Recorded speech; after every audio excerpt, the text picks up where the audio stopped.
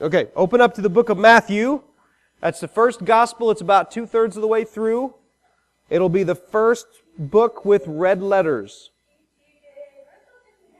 Do you look at my notes or something? Oh, yeah. Matthew chapter 16.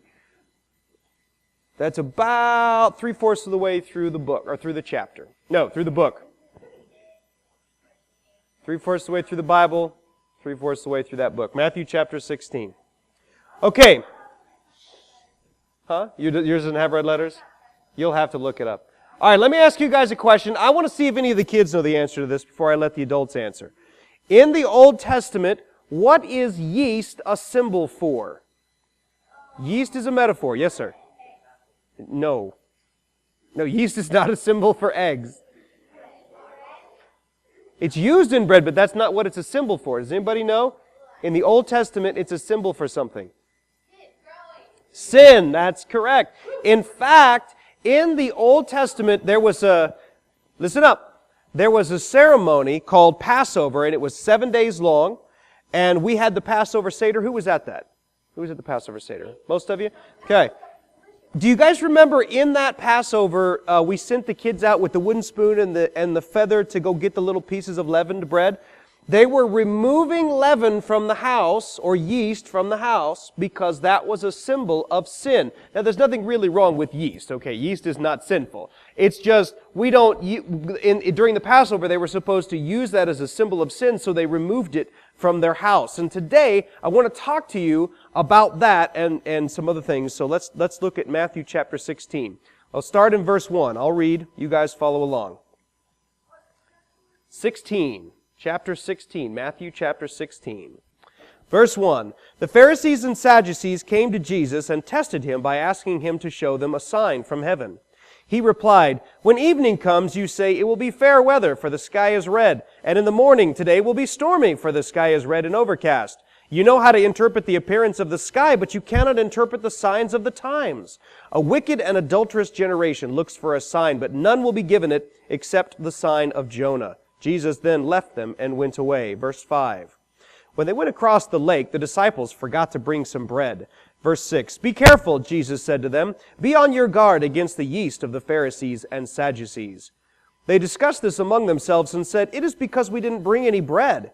Aware of their discussion, Jesus asked, you of little faith, why are you talking amongst yourselves about no bread? Do you still not understand? Don't you remember the 5 loaves for the 5,000 and how many basketfuls you gathered? Or the 7 loaves for the 4,000 and how many basketfuls you gathered? How is it that you don't understand that I was not talking to you about bread, but be on your guard against the yeast of the Pharisees and the Sadducees? So we've got this idea. How's the volume? Is that okay? How is it on there, Nikki? On the recording, is it quiet? Or is it okay? It's okay. It feels quiet. Anyway. All right. So Jesus is talking to his disciples, and he says, look out for the yeast of the Pharisees and the Sadducees. Those were 2 groups that were kind of bosses. They were like the experts of their day, okay? They were the educated people, the smart people, and they were the ones that were in charge. And he says, watch out for their yeast. And they were like, oh, he said that because we didn't bring any bread. And Jesus basically said, what is wrong with you? This has nothing to do with bread. Ye of little faith, watch out for the yeast of the Pharisees and the Sadducees. Now let me show you. Go to Luke. It's the 2 books away. Forward. Luke chapter 12. Luke chapter 12. Now this is another telling of the same story. Now remember, Matthew, Mark, Luke, specifically are the same story of Jesus told from slightly different perspectives. John is the same story of Jesus, but it's told from a very different perspective. And Matthew, Mark, and Luke some of them have some information, some of them have the other. So when you put them all together, you get a real deep story. So here we see a little more detail. Let's look at verse 1. Meanwhile, when a crowd of many thousands had gathered, so they were trampling on one another, Jesus began to speak first to his disciples, saying, be on your guard against the yeast of the Pharisees, which is hypocrisy. So here we see a little more detail of what Jesus was warning them against, which was what? Hypocrisy. What is hypocrisy? Who knows? Right, to say one thing but do another, or to accuse someone of something and then doing the same thing yourself. In fact, we all know people like that go around and they're constantly griping and complaining and accusing people of being bad and doing bad things, which is incredibly hypocritical because by doing that, they are doing something bad. So by going around complaining about people, you are being a hypocrite because even if you don't do the things that the other people do, you're being a complainer, which is bad. Make sense? Okay, so one of the things the Pharisees did was they walked around and told everybody what to do.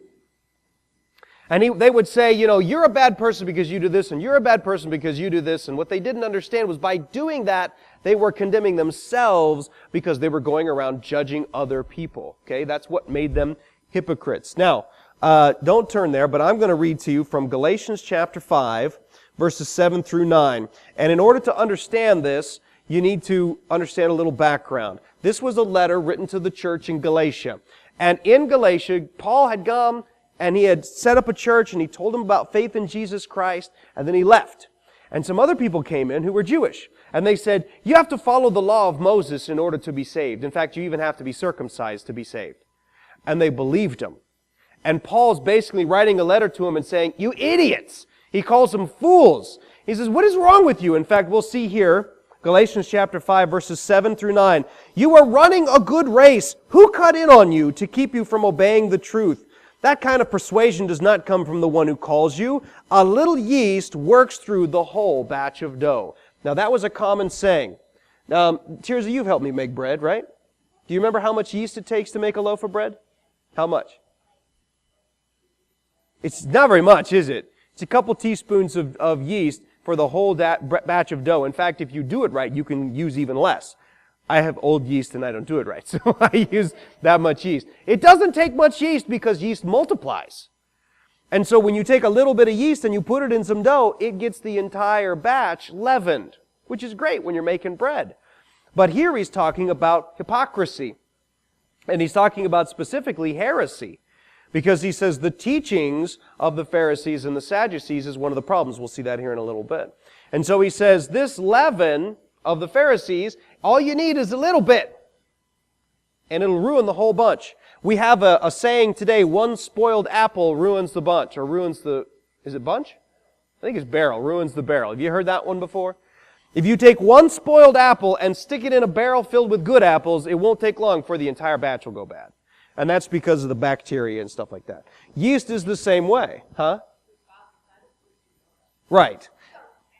Right. The wrath of God has ruined the apples. No, it was just bacteria. But when you take a little bit of yeast and you stick it in dough, the whole batch gets leavened, not just that little bit because it spreads. And if you take a little bit of heresy, a little bit of not truth, and you stick it in your life, it's going to spoil the whole bunch. Or if you're in a church and you take a few people and you stick them in there with a little bit of untruth, then it can spoil the entire batch. Let me read you another one. 1 Corinthians chapter 5, verses 6 through 7. Here's another interesting story. The church in Corinth was a really wild place. Corinth was like New Orleans, okay? It was a port city, there was a lot of money there, and there was a lot of sin there. And they liked their sin in Corinth, and they were very creative with their sin in Corinth. And so Paul had planted a church there, and there were people in the church that were claiming, I'm free in Christ to do whatever I want. And they were doing some really bad stuff. I'm not going to tell you what it was because there's kids present, but they were doing some really bad stuff, okay? And here's the worst part. They were bragging about it. Look how all this stuff I'm able to do because of Jesus. And Paul says this. He says, your boasting is not good. I like that. Your boasting is not good. Don't you know that a little yeast leavens the whole batch of dough?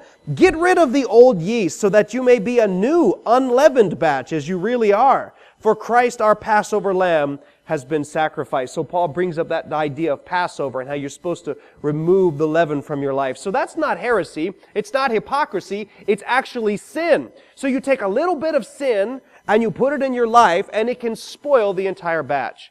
Kara did a lesson a long time ago, I think it was a TFC camp, about brownies. Was that TFC camp? And I wasn't there, but I'm pretty sure that it went kind of like this.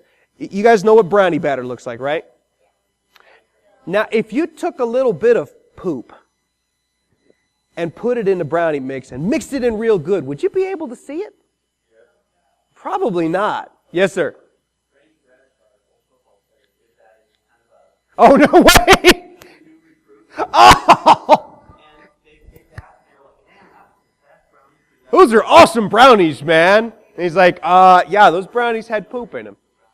Yeah, brownies, but it's just a little bit of poop, right? You'd eat that, right? If there was just a little bit of poop in the brownies? Not if you knew. Tears is like, just don't tell me, okay? And I'll be okay. You know, it doesn't take much to spoil the entire batch, does it? It just takes a little bit of poop to ruin the brownie batter, and then you don't want to eat it anymore. And Paul's saying the same thing. It only takes a little bit in order to ruin it. Now, here's the trick, though. We've got hypocrisy. We've got heresy, which is untruth about God. And we've got sin. 3 different types of leaven that can spoil the entire batch, whether it be a church or a community or a person. Okay? But here's the problem. Leaven looks different to everybody. There's the trick. Because I believe some stuff that you probably don't believe about God. It's possible. For some of you, I know it's true. Kara and I don't agree on everything about the Bible. There's some stuff we disagree on. And that's okay. But doesn't that look like heresy? It's just a little bit of poop. I got to be careful what I'm identifying as poop, okay? Or what about hypocrisy? Hypocrisy can look pretty different because a lot of times we can do something and not be aware of, we can accuse somebody of something and not be aware of it in our own lives. But it's just a little bit of poop. And then how about sin? I love this. Sin looks different for everybody. For some people, credit cards are sin. Man, I live by my credit card. I have worn out credit cards. I pay them off every month, but I use mine all the time because they give me free points for using their money. Hey, go for it. I don't know how they make any money on me. They call me a good customer, but it doesn't make any sense to me. But anyway, but for some people, a credit card's a sin. For some people, V-neck sweaters are a sin. Got any V-necks in? We got one V-neck. Sinner! That doesn't bother me, but for some people, that's a sin. Kara and I used to go to a Wesleyan church, and it used to be a Pilgrim Holiness church, and they didn't like wedding rings. Some of them did. The older ones didn't. They didn't like wedding rings. They didn't like cards. You couldn't play cards. Right? Or dance. You couldn't dance. Dancing's a sin. Braided hair for some of them was a sin because it's in the Bible, so it's a sin. Other people consuming alcohol, other people it's driving too fast. I mean, all these different things look like leaven. So you have to be careful. And here's what you have to be careful about. Look for leaven in your life, not other people's. Now, sometimes their leaven gets in your life, and you have to deal with that, okay? I'm not saying that, just let people be whatever they are, even if it's destroying stuff. No, that's not true. And as a pastor, as a spiritual authority, sometimes that's my job, to deal with that, okay? But we need to be careful. We're looking at our own lives and removing leaven from our own lives. Now, let me show you something here.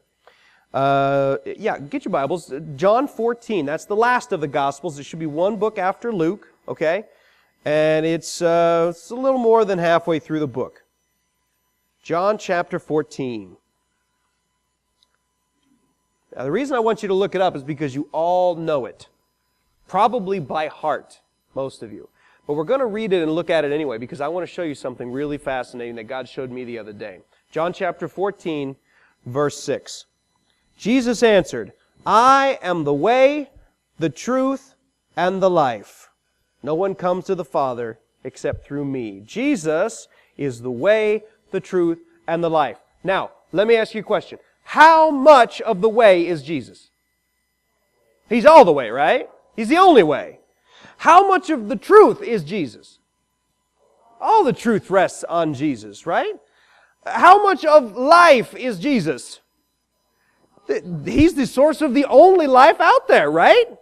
And this is what God told me when I read that verse. He said, Micah, in your life, am I your only way? Am I all of your truth? Am I your only source of life? And then he showed me, it just takes a little bit to derail it. It just takes a little bit to leaven the entire batch, to spoil the brownies, to rot the bucket of apples. It doesn't take much. He said, you need to be careful that everything that you are rests on me and not on anything else. Because when you rest on other things, that's that leaven that throws you off. Okay, so let's look at some details here and then we'll ask some questions. The way. Jesus is the way. He must be our only way to what we want and need. So if you have something that you want and or need, Jesus is the way to that. And if Jesus is not the way to it, then you don't need it. And you shouldn't want it. Let me give you an example. Who wants to be saved? Anyone want to go to heaven? A couple people want to, most of you, all of you. Okay, Zach doesn't want to go to heaven. Oh, there he goes. Okay. He hit you? Okay. No, saved. Saved. Who wants salvation? You can put your hands down. You can put your hands down. We all need salvation, right? What is the way to salvation? Jesus. But you know what some people try to do? They try to earn it. They try to be good enough to get God's attention so we'll let them into heaven. Well, guess what? That's a little bit of leaven, and it'll ruin the entire batch. And it can keep you out of heaven by having a little bit of untruth in your life about the way. Or what about needs? You have needs. Anybody got a need? Anybody need something?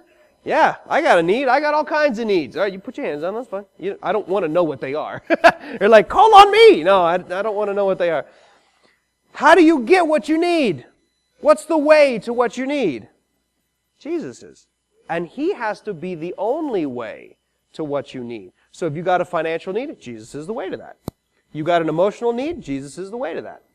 And if you rely on your bank account, your job, your work ethic, your ability to save, your smarts and intelligence, your craftiness, or even your ability to steal from others, you are not going to be successful because Jesus is the only way to what you need. A little bit. It only takes a little bit to get you off into the wrong place. If we use any other way, even a little bit, here's what happens. If I want to get to there, and this is the road, and I take a different road, what's going to happen? I'm just going to end up in a different place. If Jesus is the only road to what I need, and I take a different road, I'm not going to get there. We find ourselves in the wrong place at the wrong time. Now, how about the truth? If Jesus is all truth, if He is the source of all truth, then we need to make sure that He is the deciding factor of what we believe, not other things. Let me give you an example. Proverbs chapter 3, verses 5 and 6. Oh, I didn't write it down because I knew I could quote it, and then it leaves me. Trust in the Lord with all your heart and lean not on your own understanding. In all your ways acknowledge Him, and He will make your path straight. Okay. So you trust Him, and then you lean not on your own understanding. You got any smart people in here? Anybody willing to admit that they're smart? You guys, I'm actually pretty smart. I mean, I got some real stupid parts in me. I understand that. My brain doesn't work perfectly. Amen. But, okay, fine. Well, God's healing them then. But I'm not perfect. But I'm a fairly intelligent individual. And here's what happens to people that think they're smart. When it comes time to decide what they're going to believe, they use this instead of Jesus as their guide. Now, do I want to just blindly follow with no intellect at all? No, God didn't call me to do that. He wants me to understand. But when I can't understand, I just have to trust. I cannot follow my own understanding because there is a way that seems right to a man, but it leads to death. That's another proverb. I don't remember which one. So we have to follow Christ in His truth if we're going to end up where we need to go. Now, what about the life? Now, this one kind of threw me. It was like I was kind of going through this, and I said, okay, God, what does it mean to search for life in another way? Because He is the only way to eternal life, then how can you possibly look for Him in another way? And my first thought was other religions. And He says, no, because you're talking to Christians. That's a non-issue. It's not like you guys are going to go to Buddha and say, Buddha, save me! Probably not going to happen. But here's what does happen. When we need life, we often turn to other things. Who wants to guess what my go-to thing is when I need life? That's not Jesus. That's second. What's first, Kai? No, man, dang it, I feel horrible now. Because it's not her. What is it, Alora? Sugar!